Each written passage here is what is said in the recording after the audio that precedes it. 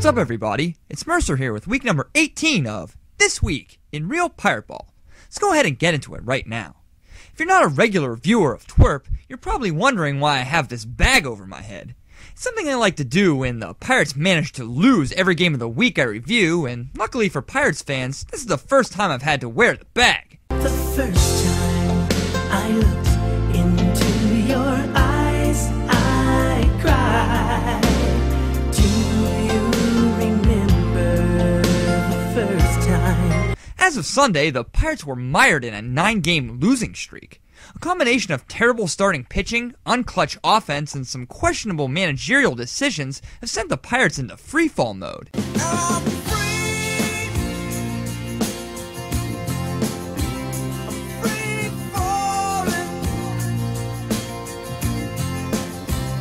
It was bound to happen for this team, as many people realized the club was playing way over its head for a substantial period of time.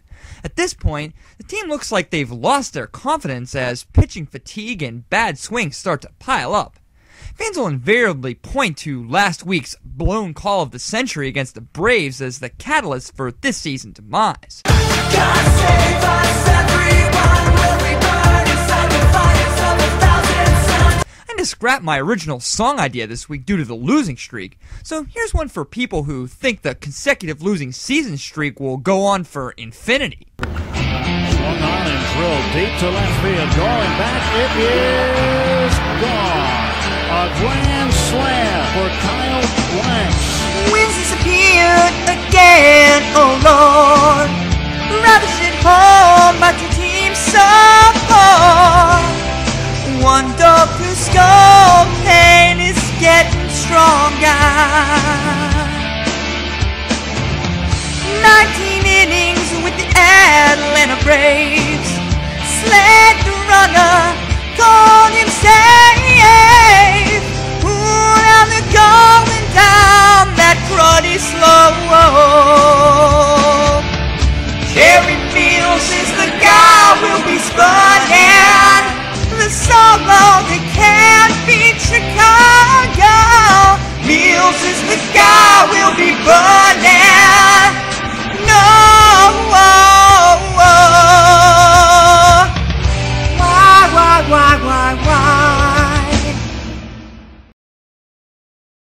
Clint Hurdle is starting to take some major heat from Pirates bloggers and Pittsburgh sports radio. Latino Heat.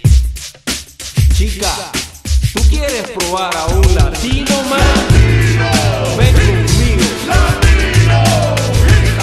His use of the bullpen for the last 2 weeks has been very suspect. We already know about his hesitancy to use closer Joel Hanrahan outside of the 9th inning. More recently, Tony Watson was sent down to AAA in favor of Brad Lincoln, and you'd think he would have been used for mop-up duty in Saturday's blowout loss. Mop, mop, mop, all day long. Mop, mop, mop, while I sing that song. Instead, Hurdle used 3 different relievers to end the game, which puts a strain on the bullpen for the next day when they may be needed to close down a win. Hurdle claimed that he was saving Lincoln in case Kevin Correa had a bad start on Sunday. When I was in England, I experimented with marijuana a time or two, and I didn't like it, and didn't inhale, and never tried it again. I'm afraid Hurdle may be overthinking things at this point, as it sounds like he's starting to make preconceived notions of how games are going to unfold days in advance. I didn't get a chance to give my thoughts on Ryan Ludwick last week, as he was brought over to the Pirates in a last-minute trade deadline deal for a player to be named later. Dan Podash of Root Sports tweeted shortly after the trade that Ludwick is only 3 years removed from a 37 home run, 966 OPS year for the Cardinals.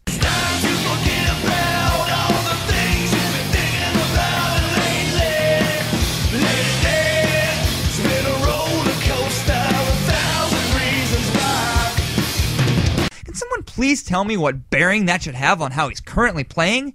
This year with the Padres, Ludwick was batting .238 with a .674 OPS, numbers that most of the current Pirates offensive players match up with.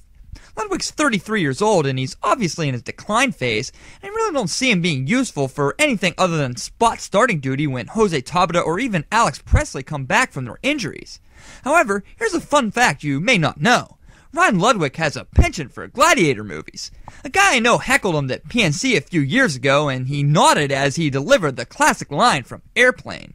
My name is Maximus Decimus Meridius, commander of the armies of the North, general of the Felix Legions, loyal servant to the true Emperor Marcus Aurelius. Fans are starting to murmur their displeasure of seeing Pedro Alvarez in the lineup. Alvarez is hitting .196 with 1 homer and 19 strikeouts in 51 at-bats since his return from injury. He's being labeled as a bust after just 1 full season of at-bats. We answer the challenge to determine, will it bust? It's way too early to tell how Pedro's career will play out, especially when he's been injured for half of this year. However, it's pretty easy to see that Alvarez has quite a few holes in his swing, and you can tell that he guesses on pitches way too much. He just doesn't have a great approach to hitting Major League pitching yet, possibly because he's never had to work that hard to see results. He's only 24 years old, and the Bucks don't have any replacement options in the pipeline, so the Pirates are going to give him every chance to adjust and succeed. The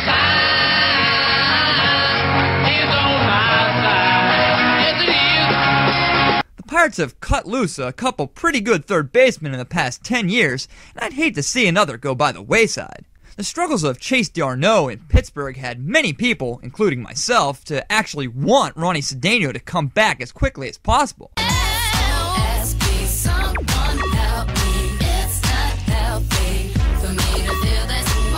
Sadly, Cedeno's hitting .212 since July, and his old mental mistakes and questionable plays are starting to reappear at the worst time. Cedeno took his sweet time to make a throw to first base in Saturday's game against the Padres, and the speedy Cameron Maybern beat the throw, which allowed a run to score. He also dove headfirst into first base for at least the 7th time this year. Apparently he's going to have to get kneed in the head to figure out how bad an idea that really is. I don't know the guy, but I've got 2 kidneys and he needs 1, so figured. As I said at the beginning of the year, what you see is what you get with him, and it's safe to say the Pirates really need a shortstop of the future to emerge soon. Is there anything positive to take out of this week? Well, let's take a look at how the Pirates are doing in trying to sign their 2011 draft picks. The Bucks have signed 7 of their top 10 picks, and they spent a little over $2 million to do it. Of course, they have yet to come to terms with first-round pick Garrett Cole or second-round pick Josh Bell. You have to figure that Cole signed for a large sum at the August 15th deadline, but the real catch may be the highly projectable Bell.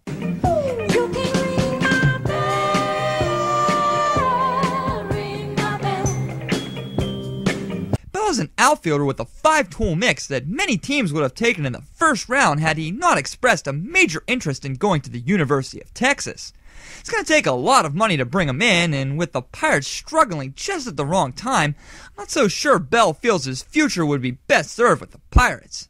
The Pirates played a weak Chicago Cubs team this week as they hope to stay in the thick of the NL Central race. Unfortunately, it was the Cubs who were the hot club as they swept the Pirates at PNC. On Monday, the Bucks lost 5-3.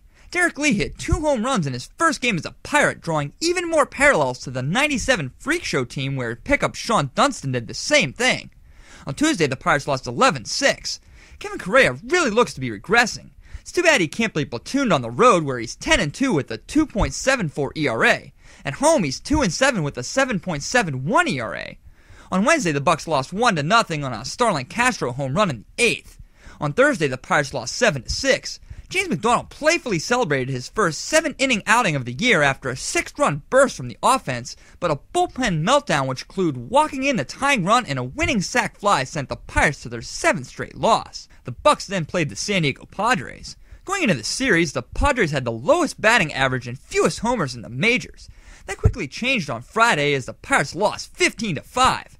Jeff Carson's had his worst outing of the year, giving up 9 runs in 3 1/3 innings, including a grand slam. On Saturday, the Bucks were once again destroyed 13-2. The Padres pounded out 16 hits, including yet another grand slam, this one off the bat of Kyle Blanks.